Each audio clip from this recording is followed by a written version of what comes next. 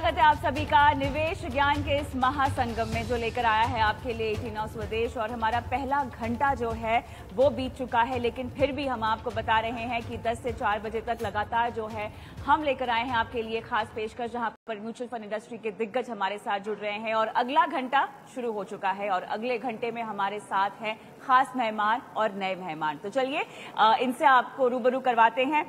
मेरे साथ जुड़ गए हैं सुंदरम म्यूचुअल फंड के सीईओ सुनील सुब्रमण्यम, मेरे साथ जुड़ गए हैं Yogesh Patil, CIO LIC mutual fund, और साथ ही मेरे साथ जुड़ गई हैं मोनिका हलन, ऑथर और एनालिस्ट, और Sanjay Shah, CMD prudent corporate. आप सभी का स्वागत है हमारी इस बेहद खास पेशकश में। और आप सबने शिरकत की और सीधा हमारे जरिए हमारे दर्शकों के साथ जुड़ना सही समझा, क्योंकि मकसद हमारा यही है, 18 स्वदेश का यही मकसद है कि हम जो हैं आने वाले सालों में 1 करोड़ लोगों को इस निवेश के महासागर में जोड़े। और इसीलिए जो सबसे बड़ी कमाई और सबसे बड़ा ब्रह्मास्त्र है आपका, वो है ज्ञान, निवेश को लेकर सही ज्ञान। तो अब अगले 1 घंटे हम आपको बताएंगे कि म्यूचुअल फंड का इतिहास क्या है। बहुत सारे लोग म्यूचुअल फंड में निवेश तो कर लेते हैं, लेकिन उसके बाद म्यूचुअल फंड की तुलना करते हैं बाकी तमाम निवेश विकल्पों से। तुलना करना बिल्कुल सही है, लेकिन साथ ही जरूरी है ये जानना कि ये कितना सही इन्वेस्टमेंट का जरिया है आपके लिए, इसकी शुरुआत कैसे हुई। तो मेरे ख्याल से तमाम दिग्गज और इनका दशकों का अनुभव यही हमारे काम आएगा। और शुरुआत आपसे करूंगी मैं, म्यूचुअल फंड के इतिहास के बारे में कुछ कहानियां बताइए दर्शकों को। इतिहास की बात है कि 1964 में यूटीआई के जरिए ये पहला एक म्यूचुअल फंड का एक कॉन्स्ट्रक्ट शुरू हुआ था। बट आप देखेंगे तो उसके बाद पब्लिक सेक्टर म्यूचुअल फंड आए 1970s में और 80s में। बट ये 2000 की दशक से शुरू हुआ रियल प्राइवेट सेक्टर का म्यूचुअल फंड में आना। सेकेंड चीज ये है कि बहुत दिनों से हम देख रहे हैं कि हमारे देश में लोग प्रॉपर्टी, रियल एस्टेट पे और गोल्ड पे ही अपना भरोसा रख रहे हैं, और उसके अलावा बैंक डिपॉजिट या पोस्टल सेविंग स्कीम में जो निवेश करते हैं, क्योंकि फिक्स रिटर्न मिलता है। बट फिजिकल इन्वेस्टमेंट जो रियल एस्टेट या गोल्ड में करते हैं, उसमें लिक्विडिटी नहीं मिलती है, जब पैसे की जरूरत होती है नहीं आती है। At the same time continue करें। सो एट द सेम टाइम आप देखें तो इक्विटी मार्केट एक उतार चढ़ाव होने के कारण लोग डर के मारे उसमें दूर रहते थे। मगर I think over a period of last 20 साल धीरे धीरे लोगों की जो एक सोच है कि खाली रियल एस्टेट और खाली पोस्ट ऑफिस की, ये दोनों एक्सट्रीम के अंदर म्यूचुअल फंड एक ब्यूटीफुल इन बिटवीन का जो रास्ता है, जो आपको रिस्क जोखिम उठाता है मगर रिटर्न भी अच्छा दिलवाता है। चाहिए आपको चाहिए उसमें पेशेंस और लॉन्ग टर्म में निवेश करना।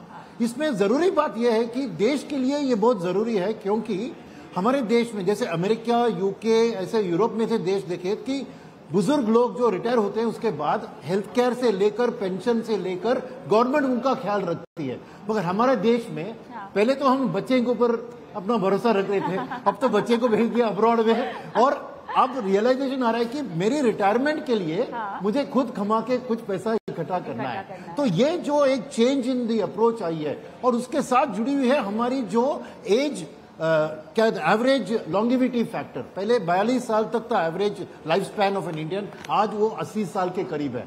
तो आपका शायद कमाने के बाद जो वक्त है वो शायद कमाने का वक्त से भी ज्यादा हो गया है। तो इसलिए ये इंपॉर्टेंस अब बहुत एक निवेशक के लिए ये सोचना है कि ऐसे लॉन्ग टर्म फ्यूचर के लिए क्या करूं मैं। तो इक्विटी मार्केट और डेट मार्केट दोनों शामिल है, दो एक ब्लेंड देते हैं। और लॉन्ग टर्म में क्योंकि हर व्यक्ति को डर होता है महंगाई के बारे में, क्योंकि आज का पैसा कल का पैसा का इक्वल नहीं होता है। तो महंगाई को कंट्रोल करने के लिए, ओवरकम करने के लिए सिर्फ एक ही गारंटीड रास्ता है, वो है इक्विटीज मार्केट। तो म्यूचुअल फंड उस रास्ते से इन्फ्लेशन बीटिंग वेल्थ क्रिएशन, जो अंग्रेजी में हम कहते हैं, आप शायद हिंदी में उसको सही तरह समझाएंगे, तो उस चीज का सिंगल जो रिस्क रिवॉर्ड को मैनेज करता है वो है mutual fund as a entity. बिल्कुल बिल्कुल। लेकिन इस कहानी में मोनिका मैम एक बहुत बड़ा ट्विस्ट और बदलाव हमने आते हुए देखा कोरोना महामारी के दौरान। मैं चाहती हूं, क्योंकि आप लगातार म्यूचुअल फंड इंडस्ट्री से रूबरू होती हैं, आप लगातार निवेशकों से रूबरू होती हैं, रेगुलेटर से रूबरू होती हैं, मुझे इस पूरे बदलाव के बारे में जानना है जो हमने पिछले 2 साल में देखा है मैम। क्योंकि आज की तारीख में देखिए ना, जो निवेश हो रहा है एसआईपी के जरिए वो 16,000 करोड़ के पार का आंकड़ा पहुंचता हुआ जा रहा है। इस कहानी में क्या नयापन आया, ऐसा क्या भरोसा जगा निवेशकों में, जागरूकता के लिहाज से क्या बदलाव आया है जिसकी वजह से हमने महामारी के बाद निवेश के प्रति इतना उत्साह, इतनी समझ बढ़ती हुई देखी लोगों में? मोनिका मैम। बहुत अच्छा आपका प्रश्न है, पर मैं थोड़ा सा पहले जाऊंगी।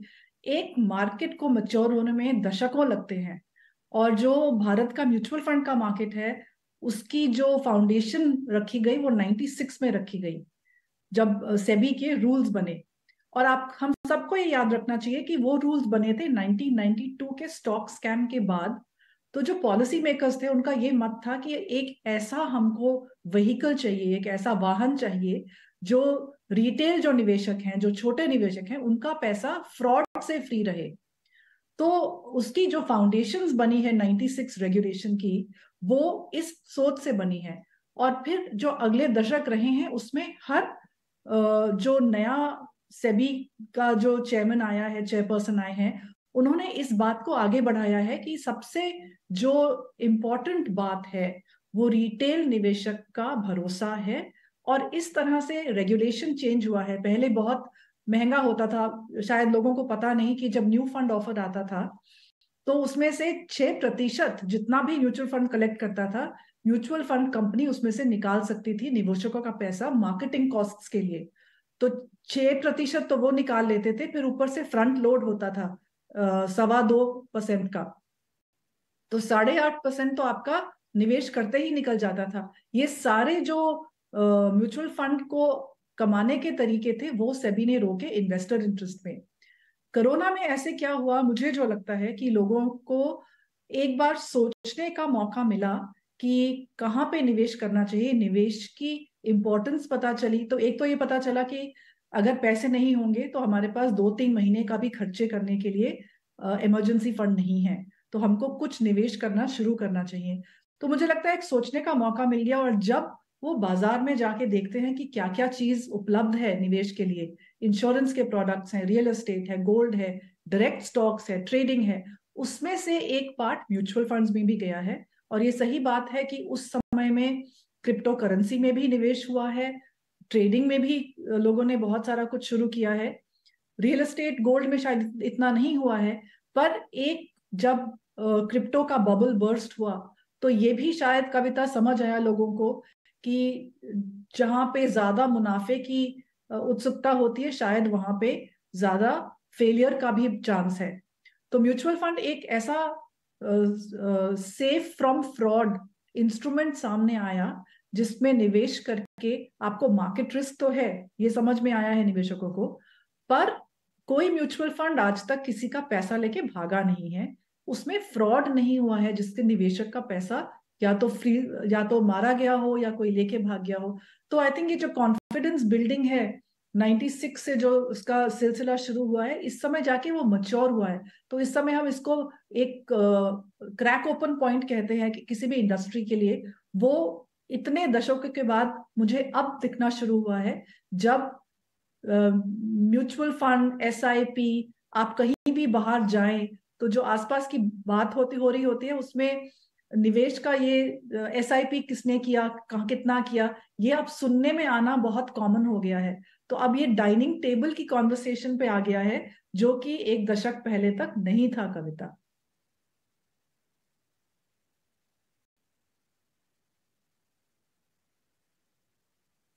उम्दा बात कही आपने अंत में कि ये जो है अब डाइनिंग टेबल कॉन्वर्सेशन हो गई है और SIP के जरिए कैसे किश्तों में जो है, और जैसे कि हमारे प्रबंध संपादक निकुंज डालमिया ने भी शुरुआती घंटे में कहा कि ये आपके सपनों की EMI है जो आपको भरनी ही भरनी है, और यहाँ पर जो इसका मुनाफा आपको मिलेगा वो आपके सभी आर्थिक सपनों के रूप में मिलेगा। अब तो योगेश जी, आप तो CIO हैं, ठीक है, आप बहुत सारे चार्ट्स पढ़ते हैं, आप बाजार के ट्रेंड्स को भापते हैं, क्योंकि हम सब तो निवेश के ज्ञान की बात करते हैं, लेकिन आप वो ऐसे टेक्निकल शख्स हैं जो ये तमाम पेचीदगियों को समझते हैं, कॉम्प्लेक्स इश्यूज को समझ के निवेशकों के पैसों को बहुत ही भरोसे के साथ, विश्वास के साथ बाजार में लगाते हैं।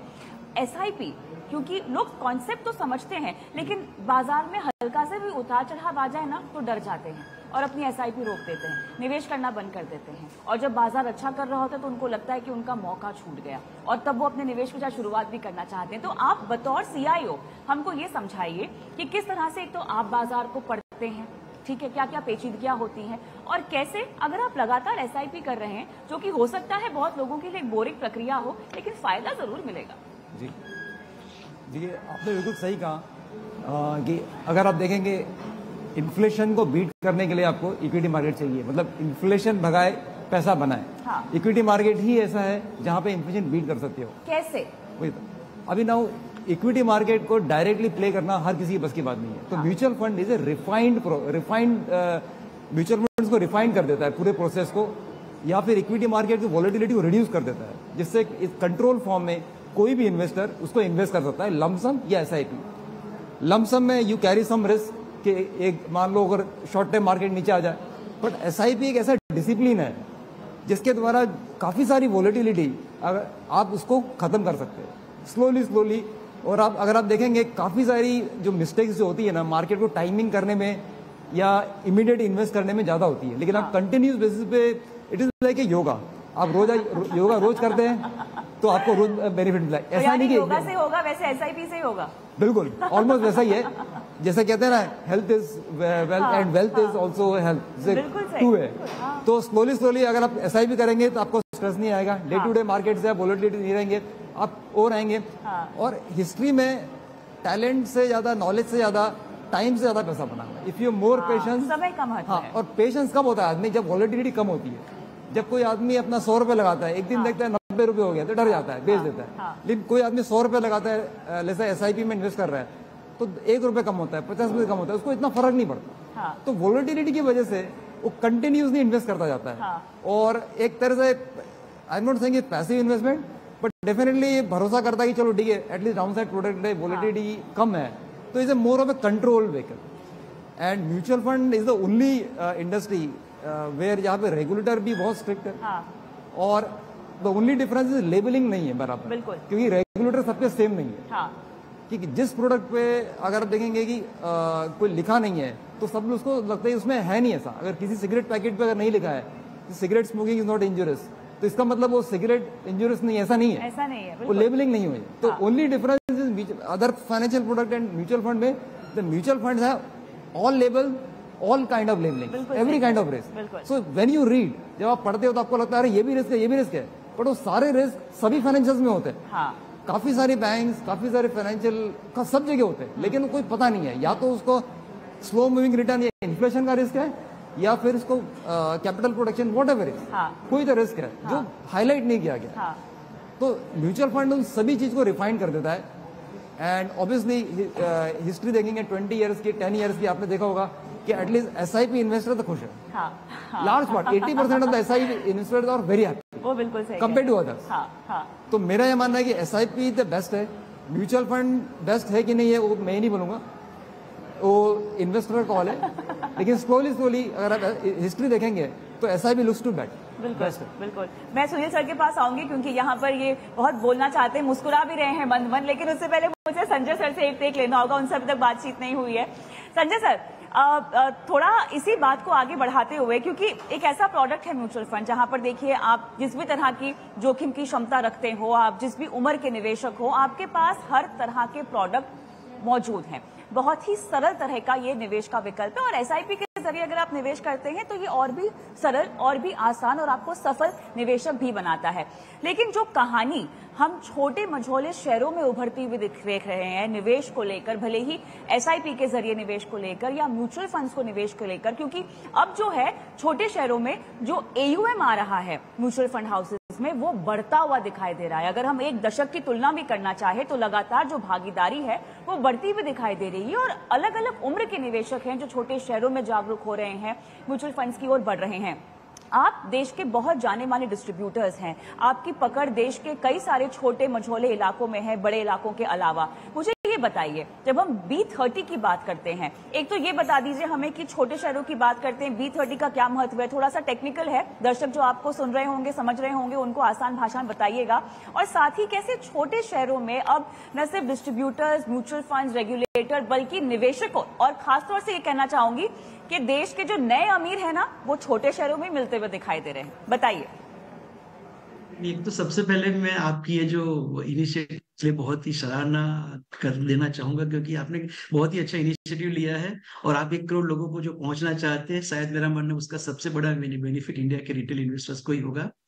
नाउ एक बार मैं आपको थोड़ा सा बैकग्राउंड दे दूं कि कुछ साल पहले SEBI has taken a very good initiative, जहां पर उन्होंने म्यूचुअल फंड के पार्टिसिपेशन को रिटेल का मानी छोटे छोटे शहरों में बढ़ाने के लिए उन्होंने एक एडिशनल इंसेंटिव माने, जब मैं कहता हूँ वो पहले उन्होंने चालू किया था बियॉन्ड 15 सिटीज, माने कंट्री के बहुत ही बड़े 15 शहर, उसमें से सबसे ज्यादा पैसा आता था और वो पैसा बाहर के गांव में से और विलेजों में भी आए। उसके लिए उन्होंने एक एडिशनल इंसेंटिव डिस्ट्रीब्यूटर्स को देना चालू किया as a in form of beyond 50 cities के बिजनेस के ऊपर एडिशनल इंसेंटिव देना चालू किया था। वो आई थिंक 3-4 साल पहले उन्होंने फिर जैसे ही बियॉन्ड 15 सिटीज के अंदर पैसा आना अच्छा चालू हुआ, फिर उन्होंने उसको मूव कर दिया बियॉन्ड 30 सिटीज के अंदर। सो इसलिए हम जब भी बात करते हैं B30, माने उसका मतलब होता है बियॉन्ड 30 सिटी से पैसा आना। और मैं समझता हूँ सेबी का ये जो छोटा सा इनिशिएटिव था, उसने एक बहुत ही महत्वपूर्ण काम किया, क्योंकि छोटे, आप देखिए कि बड़े सिटीज के अंदर आपको 1 करोड़ 2 करोड़ 50 लाख का टिकट मिलता है और डिस्ट्रीब्यूटर्स वो पर्टिकुलर टिकट साइज के अंदर इजिली अपने बिजनेस को सस्टेन कर सकता है। बट आप जैसे जैसे छोटे सिटीज में जाते हो तो आपका टिकट साइज कम होना चालू हो जाता है, इसलिए आपको उनको सर्विसिंग करना डिफिकल्ट हो जाता था। तो ये छोटे विलेजेस के अंदर छोटे डिस्ट्रीब्यूटर्स को उन्होंने एडिशनल 2% अगर आप बियॉन्ड 30 सिटी से पैसा लाते हो तो आपको पहले साल के अंदर 2% तक का आपको एडिशनल इंसेंटिव मिलता था। उसकी वजह से आई थिंक पेनिट्रेशन बहुत ही स्ट्रांग हुआ है।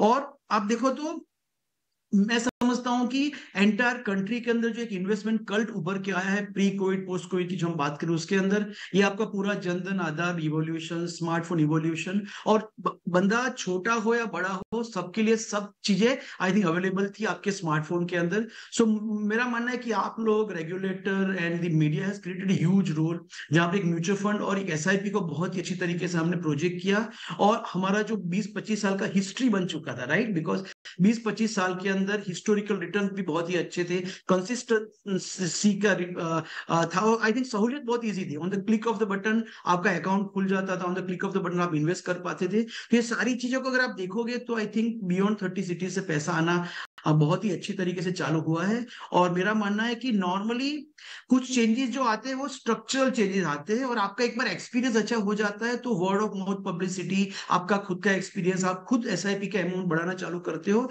वो हम आज की तारीख में देख रहे हैं। ग्राउंड लेवल पे जब हम देखते हैं तो हम बियॉन्ड 30 सिटीज के अंदर ज्यादा से ज्यादा लोग पार्टिसिपेट कर रहे हैं, भले वहां पर एवरेज टिकट साइज अभी भी छोटी है, क्योंकि बड़े सिटीज के अंदर बड़ा पैसा है, छोटे सिटीज के अंदर छोटा पैसा। इसलिए आज भी अगर आप देखोगे तो 50 लाख करोड़ की इंडस्ट्री या 48 लाख करोड़ की इंडस्ट्री में अभी भी 9 लाख करोड़ ही आया हुआ है। बट मेरा मानना है इंक्रीमेंटली बियॉन्ड 30 सिटीज है, बिकॉज एक्सपीरियंस अभी अच्छा हो रहा है, लोगों का अच्छा एक्सपीरियंस है, अच्छी तरीके से इन्वेस्ट कर रहे हैं, तो मेरा मानना है बियॉन्ड 30 सिटीज का इंक्रीमेंटली पैसा बहुत ही बढ़ेगा।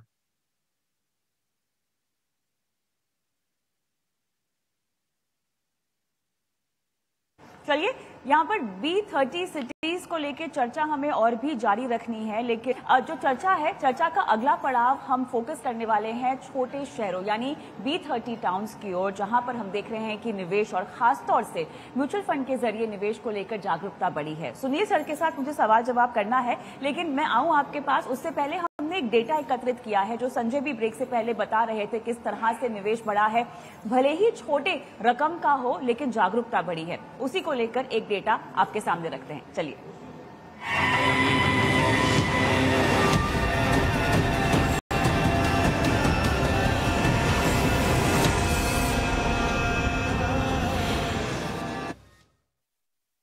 एसआईपी के जरिए निवेश, जो कि हम कहते हैं बूंद बूंद से सागर बनता है, तो कुछ डेटा लेकर आए हैं कि इतने सालों में किस तरह से एसआईपी के जरिए निवेश का चलन बढ़ा है, लोगों में जागरूकता बढ़ी है। और इसका कुछ आंकड़ा पेश करते हैं आपकी स्क्रीन पर।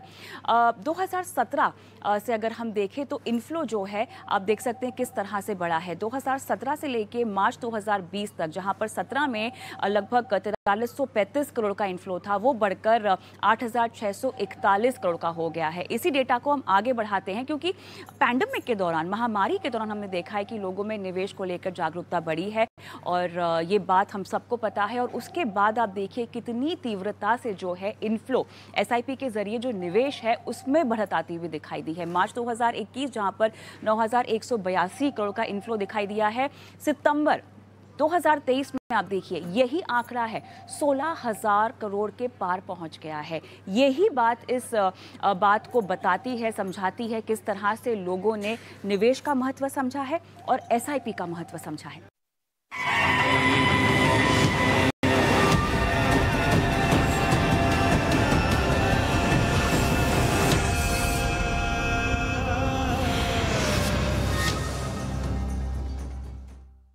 सुनील सर, अब चर्चा में ना मैं चाहती हूँ कि हम थोड़ा सा छोटे शहरों को, भारत के छोटे शहरों को समझे। इतनी डाइवर्सिटी है, इतनी विविधता है और हर तबका जो है वो अलग तरह के निवेश विकल्प में विश्वास रखता है। अगर आप नॉर्थ की ओर बढ़े तो वहां पर रियल एस्टेट में लोग बहुत ज्यादा विश्वास करते हैं निवेश करने का। साउथ की अगर आप जाएं तो आपको तो पता ही होगा, वहां पर भले ही इक्विटी को लेकर जागरूकता है, लेकिन फिर भी जो आपके फिक्स इनकम इंस्ट्रूमेंट है, फिक्स डिपॉजिट हो गया, वहां पे भरोसा थोड़ा ज्यादा है। और सोना वो तो मैं भूल ही नहीं सकती, है ना। तो अब मुझे ये बताइए कि अलग अलग जगहों की क्या क्या समझ है निवेश को लेकर, उनकी प्रेफर्ड और सबसे कंफर्टेबल एसेट क्लास कौन कौन सी है और उसमें क्या चेंज, क्या बदलाव आप देख रहे हैं? देखिए, हम 10 साल पहले से शुरू करें ये बात को, तो जमाना था डिमॉन के पहले। हाँ, इकोनॉमी था ज्यादातर कैश बेस्ड इकोनॉमी, जो और इनफॉर्मल सेक्टर में काम चल रहा था।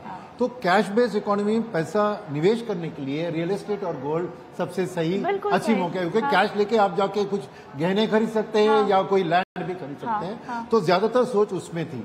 तो मैं कहूंगा कि डिमॉन से ये चेंज शुरू हुआ कि पहली चीज, डिमॉन के कारण कैश इकोनॉमी में थोड़ा धक्का आया, सेम जीएसटी का इन्वॉल्वमेंट आया। फिर मैं कहूंगा कि जैम जो कहते हैं, जनधन आधार मोबाइल, इसकी जो कॉम्बिनेशन लेकर और उसके ऊपर यूपीआई। अब कोविड के पहले और कोविड के बाद, आपने कोविड का बात उठाया आपने, तो उसमें देखें तो 10 गुना यूपीआई ट्रांजैक्शन बढ़ चुकी है।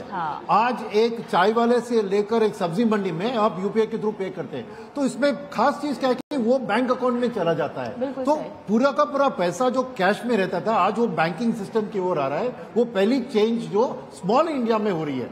बड़े शहर में तो पहले से ही बैंकिंग सिस्टम स्ट्रांग थी। सेकेंड चीज जो मैं कहूंगा कि अपने इंडस्ट्री की ओर से जो एक्शंस लिए गए वो, उसमें ये म्यूचुअल फंड सही है करके एम्फी ने जो कैंपेन टेलीविजन और इसमें किया, और उसमें जो सचिन तेंदुलकर, MS धोनी जैसे बड़े पॉपुलर को, या तो वो जो एक डरावट होती थी इक्विटी मार्केट और म्यूचुअल फंड के बने, उसको कम कराने में बहुत कम है। क्योंकि आज केबल टीवी और इसका रीच दुनिया के कोने कोने तक है। तो वो मैं कहूंगा एक सेकंड धक्का इसका था। तीसरा था एक्चुअली कोविड। कुछ कोविड में क्या हुआ था कि माइग्रेंट लेबर जो सिटीज में थे वो छोटे गांव में अपने गांव वापस चले गए। नरेगा के थ्रू उनके हाथ में पैसा आया, मगर ये यूपीआई और इसके कारण वो बैंकिंग अकाउंट के थ्रू, और गवर्नमेंट ने भी अपना जो भी सब्सिडीज दे रहे हैं वो डायरेक्ट बेनिफिट ट्रांसफर। तो अकाउंट में जब पैसा जमा आया, आपने देखा कि कोविड के कारण वक्त बहुत था, काम कम था, पर कुछ ना कुछ पैसा आ रहा था। तो वही आप देख रहे हैं कि डीमैट अकाउंट की खुलवाई। तो मेरी ओनली प्रॉब्लम इसमें यह है कि वो डायरेक्ट आपको इक्विटी को एक रिस्की एसेट क्लास, गैम्बलिंग की तरह डीमैट अकाउंट में जाके आप जाके स्टॉक्स डायरेक्टली खरीदने लगे। तो एक तरह से ये बुरी बात भी है, अच्छी बात भी है। बुरी बात यह है कि बिना समझ के कि ये एक इन्वेस्टमेंट है, वो इसे स्पेकुलेटिव तरीके से इस्तेमाल करने लगे। अच्छी बात थी कि एटलीस्ट इक्विटी मार्केट में जानकारी रूरल इंडिया में बढ़ गई इसके कारण। तो पूरे के पूरे जो डीमैट अकाउंट खुले, अभी वो एक अच्छा बेस बन गया म्यूचुअल फंड इंडस्ट्री को जाके टारगेट करने। अभी उनको इक्विटी मार्केट के बारे में बताने के लिए उतनी जरूरत नहीं थी, मगर म्यूचुअल फंड की खास चीज आसानी से। उसमें मैं जरूर प्रेज करूंगा हमारी म्यूचुअल फंड डिस्ट्रीब्यूशन कम्युनिटी, जो MFDs कहते हैं, वो हर जगह, क्योंकि एक होती है बैंक की नेटवर्क, जो बैंक भी थोड़े बहुत म्यूचुअल फंड बेचते हैं, मगर जो म्यूचुअल फंड डिस्ट्रीब्यूटर्स होते हैं वो घर के साथ जुड़ते हैं और सही वो कह जो एक उनके साथ गोल प्लानिंग ऐसी बातें करने लगे तो एसआईपी का ग्रोथ उसी चीज के कारण हुआ। और एसआईपी का ग्रोथ जो आप दिखा रहे हैं 16,000 करोड़ तक, ये तो मैं समझूंगा कि सागर में एक बकेट आपने बोना है बस। मैं सोचूंगा कि अगले 3 साल में इसको 50,000 करोड़ और 10 साल में इसको 1 लाख करोड़ पर मंथ करेंगे, तभी हम कहेंगे कि हम सक्सेसफुल हुए हैं इस जर्नी में। और उसके लिए एसआईपी की जो खास चीज है कि मार्केट में तो उतार चढ़ाव गारंटीड है। अगर आपने लमसम में निवेश किया तो कहीं आपका 10 रुपए का 8 दिखता है, कभी 16 दिखता है, तो आपकी मूड भी उसके साथ बढ़ती गिरती है। मगर एसआईपी में खास चीज है रुपी कॉस्ट एवरेजिंग जो चीज है, यानी हर महीने आप सेम अमाउंट को निवेश कर रहे हैं मगर मार्केट गिरती है तो यूनिट और ज्यादा मिल जाता है। तो आपका जो प्रॉफिट मार्जिन आपको बनता है तो वो सुपर अधिक बनता है। पावर ऑफ कंपाउंडिंग तो सबको पता है, मगर उसके ऊपर रुपी कॉस्ट एवरेजिंग का एडवांटेज एसआईपी के जरिए। तो एसआईपी एक चीज जो एक नए निवेशक के लिए जो इक्विटी मार्केट को कम समझता है मगर उसको लॉन्ग टर्म जो सोच है उसके लिए पैसा भरना, जो आपने कहा कि सेविंग्स ईएमआई, राइट। तो क्योंकि आज thanks to finance companies rural India में भी आज टीवी रेफ्रिजरेटर ईएमआई के थ्रू खरीद रहे हैं। तो उनको लिए हर महीने का खर्चा बांट के रखना, तो हर महीने की सेविंग्स भी बांटना, ये सोच को हमें बढ़ाना है और ये सक्सेसफुल हो रहा है जैसे मैंने कहा। बट फाइनली आई थिंक एक चीज जो हमें ध्यान से बताने की जरूरत है जो अभी तक नहीं हो रही है, वो आपने पहले इन्फ्लेशन की बात उठाई थी, तो 2 मिनट आप दीजिए तो मैं तो क्या है कि लोग इसको इक्विटी मार्केट और म्यूचुअल फंड को इन्फ्लेशन के साथ उतना जोड़ के नहीं देखते, उसको एक स्पेकुलेटिव गैम्बलिंग तरह जैसे हॉर्स रेसिंग या लॉटरी या ड्रीम 11 की तरह सोच रहे हैं। तो वो सोच के बदलने के लिए फर्स्ट उनको अपनी लॉन्ग टर्म सोच के लिए महंगाई के बारे में, क्यों इक्विटी मार्केट और म्यूचुअल फंड महंगाई से आपको बेटर रिटर्न दिलवा सकती है, इसका एक बेसिक अंडरस्टैंडिंग आप समझे कि हर व्यक्ति को महंगाई कैसे उसके ऊपर असर पड़ती है। मैं मोटरसाइकिल आज दे रहा हूं 1 लाख में, अगले साल 1,20,000 हो रहा है, राइट। बट ये सोचिए कि अगर आप उस मोटरसाइकिल कंपनी के ओनर बन गए, क्योंकि आपको जो 20,000 का महंगाई आपको हिट कर रहा है किसी ना किसी का प्रॉफिट पे जा रहा है ना। तो इक्विटी मार्केट एक रास्ता है कि उस कंपनी जो इन्फ्लेशन से बेनिफिट कर रही है उसका आप ओनर बन रहे हैं, तो नेचुरली आपके लिए प्रोटेक्शन आसानी से आ जाता है। इसीलिए कहते हैं कि लॉन्ग टर्म में इक्विटी मार्केट नॉमिनल जीडीपी के साथ या बेहतर बढ़ती है, क्योंकि नॉमिनल जीडीपी होता है एक इन्फ्लेशन उसमें होता है, एक रियल जीडीपी होता है। रियल जीडीपी होती है इस कंपनी की प्रॉफिट मार्जिन, जो कि स्टॉक मार्केट के जरिए जीडीपी में भी दिखती है। इन्फ्लेशन तो उसके साथ उसके ऊपर आ जाता है। तो इसलिए आप मान लीजिए कि 10, 15, 20 साल के टाइम अगर ले लेना, छोटी टाइम फ्रेम में आपको उतार चढ़ाव हो सकता है, मगर एक 15-20 साल अगर सोचेंगे तो जरूर आप देखेंगे हर देश में, मैंने देखा चाइना, साउथ कोरिया, इंडिया, हर देश में कैपिटल मार्केट की ग्रोथ नॉमिनल जीडीपी ग्रोथ से बेहतरी आती है। तो इसलिए मैंने कहा था कि ये गारंटीड लॉन्ग टर्म में आपको इन्फ्लेशन को बीट कर सकता है। ये सोच हमें रूरल इंडिया में पहुंचाना है, बिकॉज उनको ये नहीं समझ नहीं आती है। तो मेरे ख्याल अगर ये करेंगे हम कि इन्फ्लेशन को कैसे इक्विटी मार्केट और म्यूचुअल फंड बीट करती है, ये वाला एक मैसेज हम रिपीटेडली उसको ड्राइव इन करेंगे ना, तभी उसका हम एक्सप्लोसिव ग्रोथ देख सकते हैं। वैसे तो आज एग्जीक्यूशन में बहुत बड़ा बदलाव आ गया। पहले तो आपको पेपर में लेकर इतने साइन, अपनी फोटोकॉपी, ये वाला, अब बिल्कुल आधार के कारण क्या हुआ कि आधे घंटे में आपका केवाईसी बन सकता है। और एग्जीक्यूशन भी ना, जो स्टॉक एक्सचेंज के प्लेटफॉर्म है, संजय भाई के उनके कंपनी की भी प्लेटफॉर्म्स है, बहुत सारे प्लेटफॉर्म, हमारी इंडस्ट्री की भी एमएफयू, तो सीमलेसली विदाउट पेपर पेन कुछ कहिए बिना आप आज एग्जीक्यूशन यानी आपके केवाईसी के जरिए निवेश भी कर सकते हैं। ये जो आसान चीज हुई है, पहले 10 साल पहले ऐसा नहीं था, बहुत मुश्किल था निवेश करना। तो आई थिंक मैं समझता हूं कि आज मौका सभी सही है कि ये डिजिटलाइज भी हो गया, सब हो गया, बस आगे बढ़ना है। जानकारी उनको देनी है कि इक्विटी मार्केट इन्फ्लेशन को बीट कर सकता है, और म्यूचुअल फंड का खास चीज यह है कि एक वो डाइवर्सिफाई करती है, क्योंकि किसी एक सेक्टर के ऊपर आप डिपेंड करके पूरी 10-20 साल बिता नहीं सकते। तो डाइवर्सिफाई करने से आपको एक प्रोटेक्शन डाउन साइड का मिलता है, बट अपसाइड भी इतना गिव अप नहीं करते। दूसरी चीज होती है एक्सपर्टीज, जैसे पाटिल जी जैसे सीआईओज होते हैं, वो स्टडी करते हैं, रिसर्च करते हैं कि ये कंपनी की ग्रोथ अगले 5 साल 10 साल में कैसी रहेगी, और अच्छी कंपनियों की चुनना, जो एक ऑर्डिनरी निवेशक के पास उतना डेटा नहीं आता है, उसको कंफर्ट नहीं आता है, वो म्यूचुअल फंड उसको दिलवा सकती है। इन समरी हम ये सब चीज करेंगे तो रूरल इंडिया में मैं समझता हूं कि रेट ऑफ ग्रोथ, अभी संजय भाई ने कहा कि उधर बड़ा पैसा उतना नहीं है, बट हम देख रहे हैं हमारे काउंटर्स में कि बड़ा पैसा छोटे शेयर से भी आ रहा है। अच्छा। क्योंकि क्या उनके इंफ्रास्ट्रक्चर डेवलपमेंट के कारण, हाँ। राइट, लोग ने अपना लैंड को गवर्नमेंट को दे दिया, हाँ।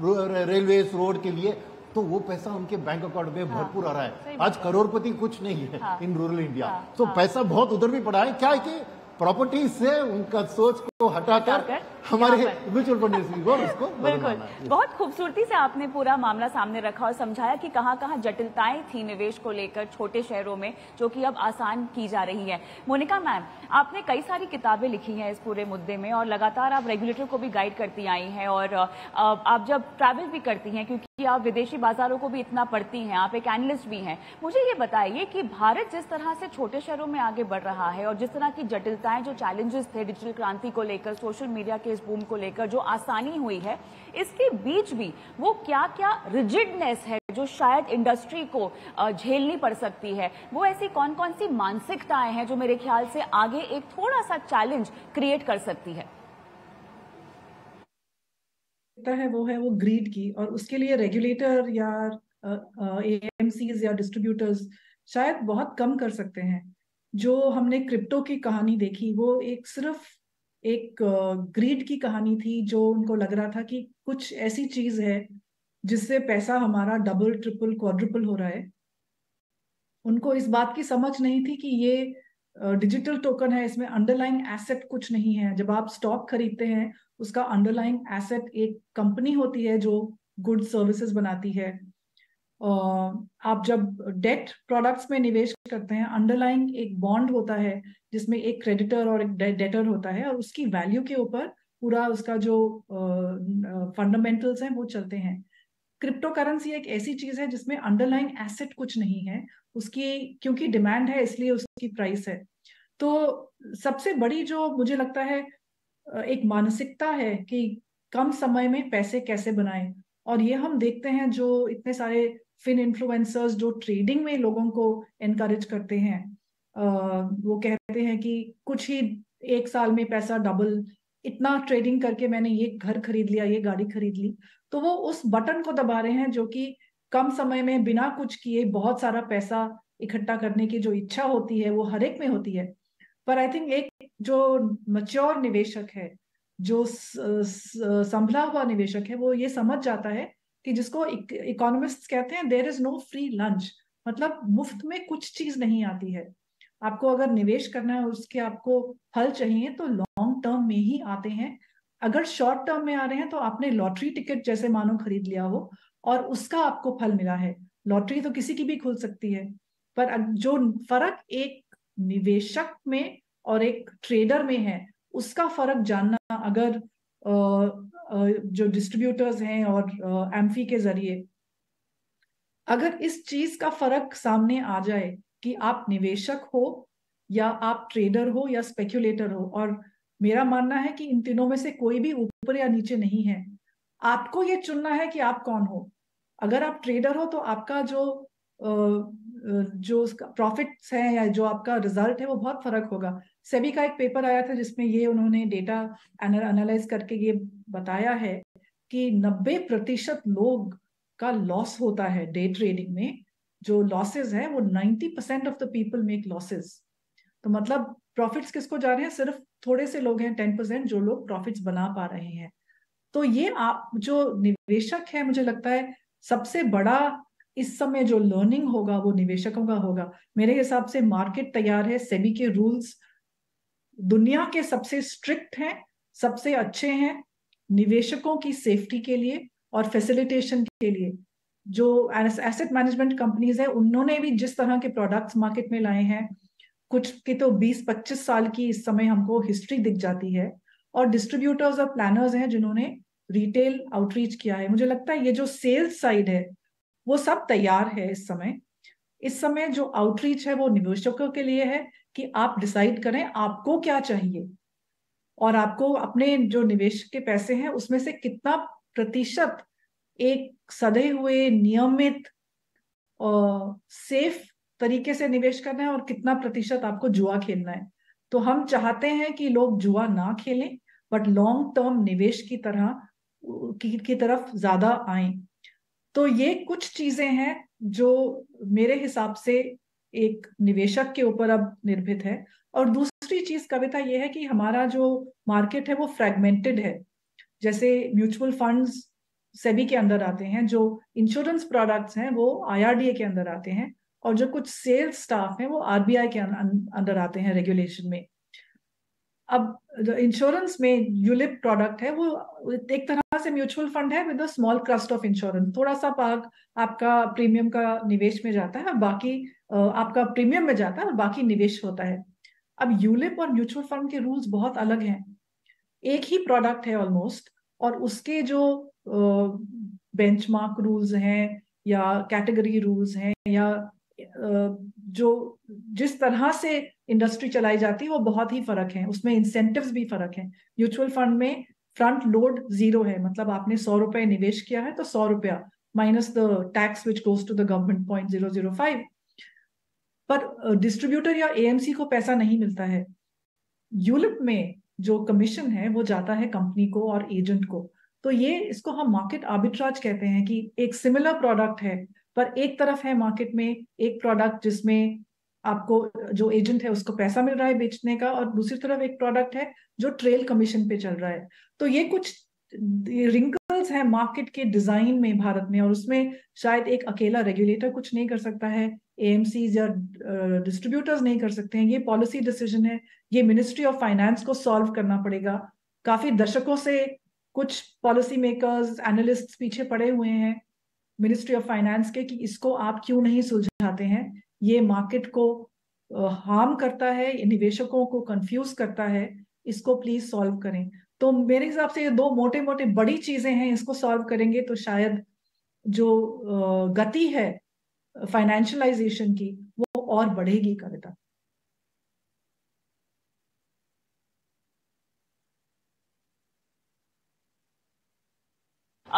संजय जी, जहां से मोनिका जी ने छोड़ा है वहीं से आपको भी शायद सवाल का जवाब देना पड़ेगा। किस तरह से जो है आपको लगता है कि कठिनाइयां, चैलेंजेस सामने आ सकते हैं और आप किस तरह से इसको पार कर पा रहे हैं? लेकिन उससे पहले, क्योंकि हम छोटे शहरों की बात कर रहे हैं, तो कुछ आंकड़े हैं जो शायद दर्शकों को बताने जरूरी होंगे। और जिस तरह से हम भागीदारी बढ़ने की बात कर रहे हैं वो आंकड़ों के लिहाज से किस पेज पर है, किस स्टेज पर है, देखिए।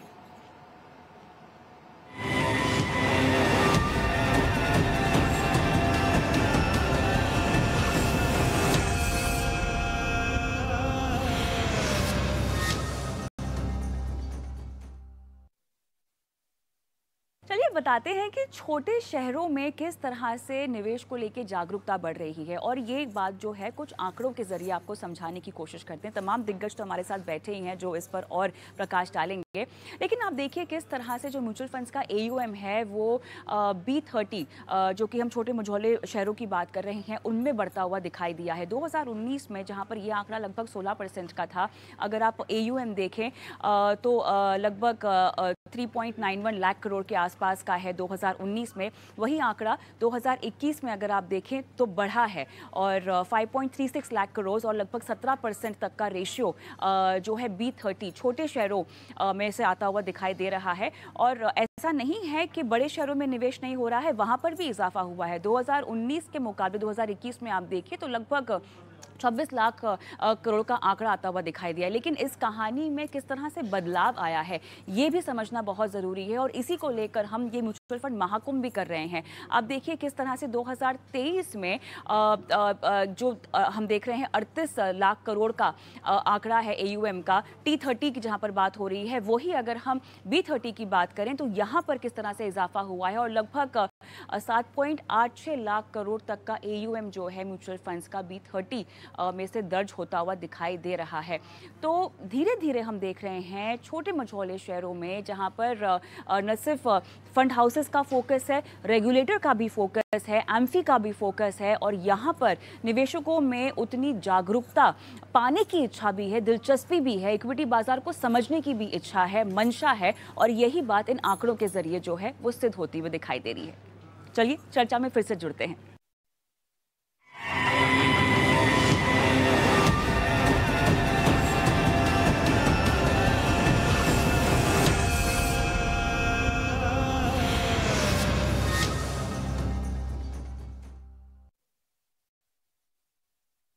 जी, बुनियादी तौर पर आपसे जानना चाहेंगे कि आप किस तरह के चैलेंजेस फेस कर रहे हैं और मोनिका मैम की बात से आप कितना इत्तेफाक रखते हैं?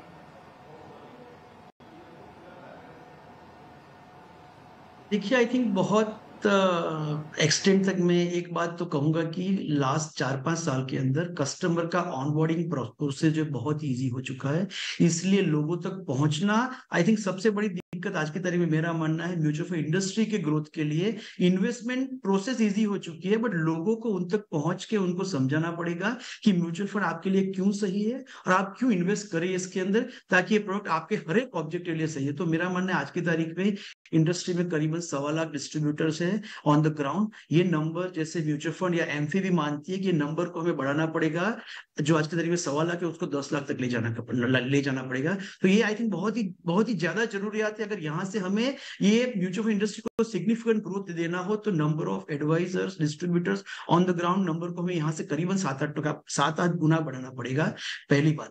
दूसरी बात, कोविड के बाद हमने देखा हुआ है कि बहुत सारे लोगों ने म्यूचुअल फंड में इन्वेस्टमेंट किया हुआ है, बट एक अच्छी बात यह है कि लास्ट 4-5 साल के अंदर हमने सिग्निफिकेंट मार्केट करेक्शन नहीं देखा हुआ है। हम सब लोगों का दायित्व तब बढ़ जाएगा जब हम सीरियस ड्रॉडाउन मार्केट में देखेंगे, क्योंकि रिटेल इन्वेस्टर्स ने हर एक टाइप के, क्योंकि जैसे मैं अगर आपको बताऊं तो मैक्सिमम पैसा रिटेल के जो आ रहा है वो एसआईपी के थ्रू आ रहा है, और जैसे सर ने भी बताया, सुनील सर ने, कि मार्केट गिरता है मगर आपका पैसा रेगुलरली जा रहा है, इसलिए आपने बहुत ज्यादा ड्रॉडाउन नहीं देखा हुआ है। तो जब मार्केट में सीरियस करेक्शन आएगा थोड़े से लॉन्गर टर्म का, तब हम सब लोगों का बहुत ही बड़ा दायित्व तो बढ़ जाएगा कि हम इन्वेस्टर बिहेवियर को कैसे कंट्रोल करें और लोगों को बरकरार रखें इन्वेस्टमेंट के तरीके से मार्केट में आने के लिए। That is number 2।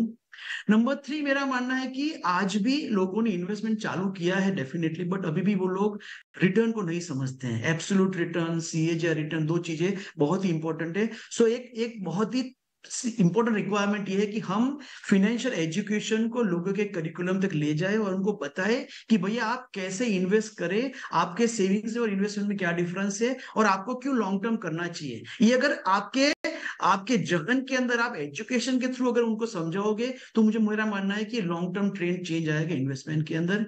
मैं आपको बहुत सारे एग्जांपल देता हूं। लोग कहते हैं कि मैंने इस पर्टिकुलर चीज के अंदर पैसा लगाया था, वो 3 गुना हो गया, जबकि यहाँ पर 2 गुना हो गया। बट वो बात ये नहीं करते कि मैंने कब लगाया था, कितना लगाया था, कितने टाइम के अंदर मैंने पैसा बनाया। जैसे कि आप किसी को कहो कि मेरा 5 साल में पैसा दुगना हो गया, मानिए मैं 20% कमाया, तो 20% रिटर्न नहीं है, वो 14.4% है। तो ये बहुत ही बेसिक चीजें हैं जो बहुत ही मायना रखती है आई थिंक रिटेल इन्वेस्टर को समझाने के लिए। तो मेरा मानना है बहुत कुछ स्ट्रक्चरल चेंजेस की जरूरियात है। प्लस अगर आप देखोगे यूएस के अंदर, फॉर एग्जांपल यूएस के अंदर बहुत ही ज्यादा चेंज आया था लोगों का म्यूचुअल फंड के अंदर या तो इन्वेस्टमेंट की तरफ आने के लिए, बिकॉज वहां पर there is instrument called 401k, जहां पर अगर आप इन्वेस्टमेंट करते हैं तो लॉन्ग टर्म के लिए आपको टैक्स एग्जेम्पशन मिलता है। मेरा मानना है कि अगर इंडस्ट्री को यहाँ से बहुत ज्यादा अगर ग्रो होना है तो गवर्नमेंट को भी 401k जैसा कोई इंस्ट्रूमेंट लाके हमें सपोर्ट करना पड़ेगा। ये सारी चीजें आई थिंक बहुत ही जरूरी है हमारे इन्वेस्टमेंट कल को चेंज करने के लिए। और मैं एंड करूंगा आपको बता कि आज की तारीख में हम ये जो 16,000 करोड़ की बात कर रहे हैं, आप समझिए 1.5-2 लाख करोड़ रुपया जो आप इंडस्ट्री के अंदर है वो प्योर रिटेल है। इसमें किसी की माने ये सारा रिटेल पैसा आपको आ रहा है। तो India retail investors has came of an age और उनको आपको सस्टेन करना पड़ेगा ये सारी चीजों के थ्रू।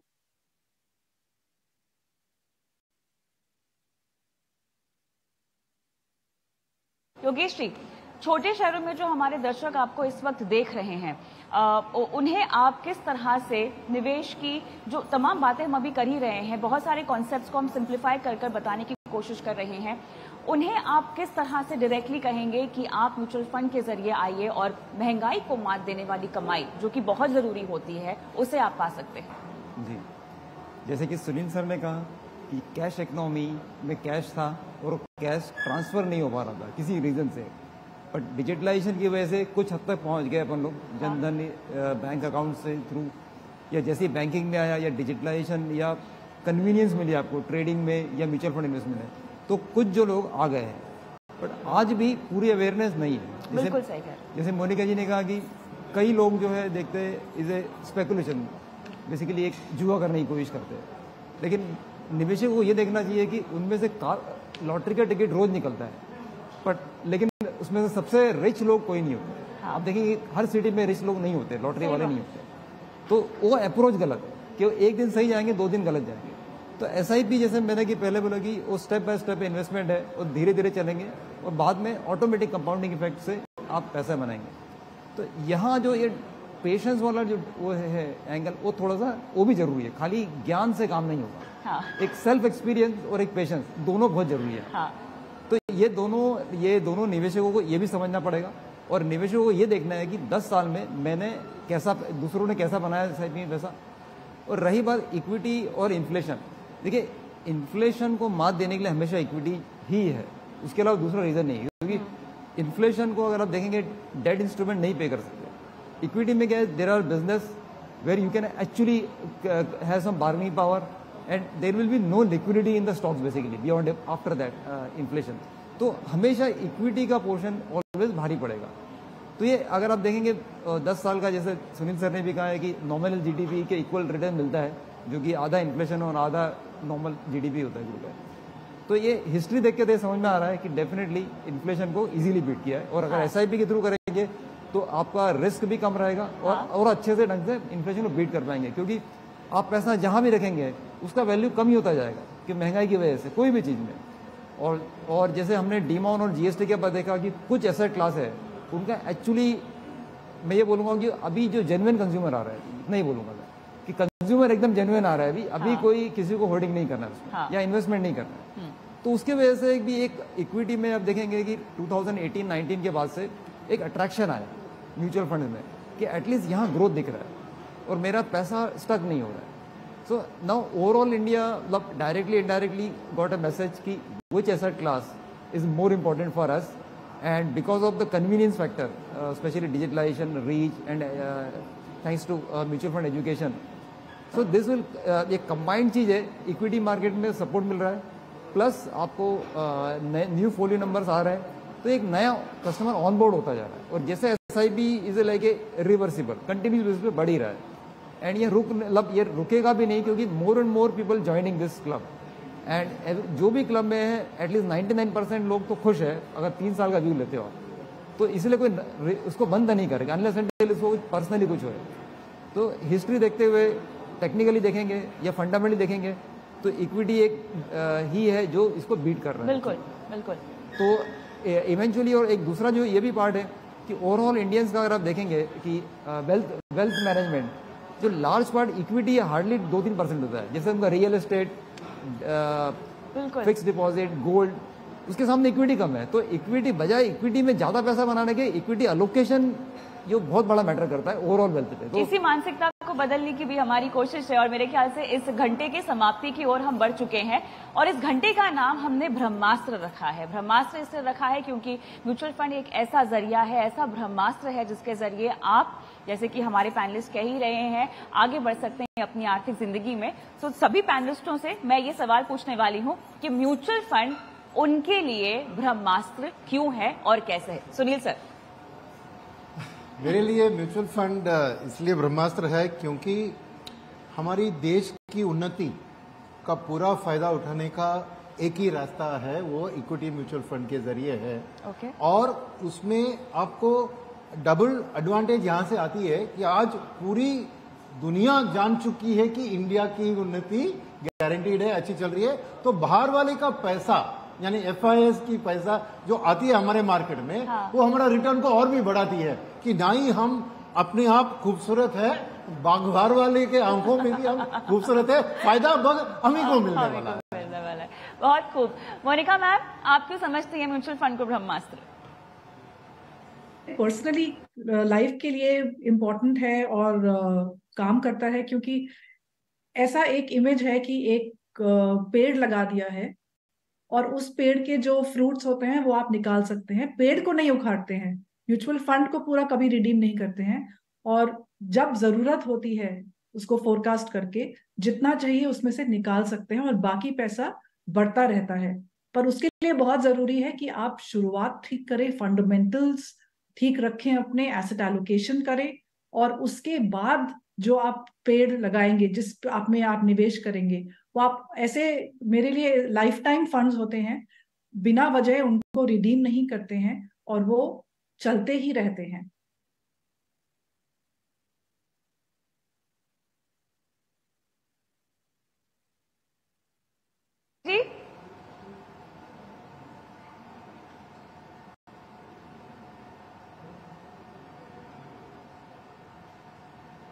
अरे मुझे पूछा या संजय मैं जी, आप समझता तो हूँ समझते हैं म्यूचुअल फंड्स को ब्रह्मास्त्र। मुझे पूछा या मैं समझता हूँ कि इससे अच्छा वेल्थ क्रिएशन का कोई जरिया नहीं होगा रिटेल इन्वेस्टर्स के लिए, बिकॉज ये एक ही इंस्ट्रूमेंट ऐसा है जो बड़ा इन्वेस्टर हो, छोटा इन्वेस्टर हो, 1 करोड़ वाला हो या 1,000 वाला हो, सबको सेम ट्रीटमेंट मिलती है, सेम को सेम पोर्टफोलियो मिलता है, सेम को सेम फंड मैनेजर मिलता है और सेम सबको सेम रिटर्न मिलता है। सो ट्रांसपेरेंसी के रूप के अंदर I think it's a very well tightly regulated. तो रेगुलेशन के पॉइंट ऑफ व्यू से, ट्रांसपेरेंसी के पॉइंट ऑफ व्यू से, लिक्विडिटी के पॉइंट ऑफ व्यू से, आई थिंक टैक्सेशन के पॉइंट ऑफ व्यू से, हर एक तरीके से I think it's a very very good product. और आपको आपकी रिक्वायरमेंट के मुताबिक पूरा बास्केट है। आपको एक दिन के लिए पैसा लगाना है कि आपको 10 साल, 15 साल, 20 साल के लिए पैसा लगाना है, तो आपके पास प्रोडक्ट बास्केट भी अवेलेबल है। तो मैं समझता हूं अगर ये ब्रह्मास्त्र को अगर आपने ठीक तरीके से यूज किया, आपको किसी और जगह पर जाने की जरूरत ही नहीं है। इसी इंस्ट्रूमेंट को क्या कहेंगे फटाफट एक लाइन में? ब्रह्मास्त्र मतलब उसका कोई तोड़ नहीं है, तो म्यूचुअल फंड एसआईपी का कोई तोड़ नहीं बेनिफिट के लिए। चलिए, तो मेरे ख्याल से यही वजह जो हमारे पैनलिस्टों के मुताबिक म्यूचुअल फंड के जरिए निवेश ब्रह्मास्त्र है। बहुत बहुत सभी का, आप सभी का बहुत बहुत धन्यवाद, आप सभी का इस पैनल में।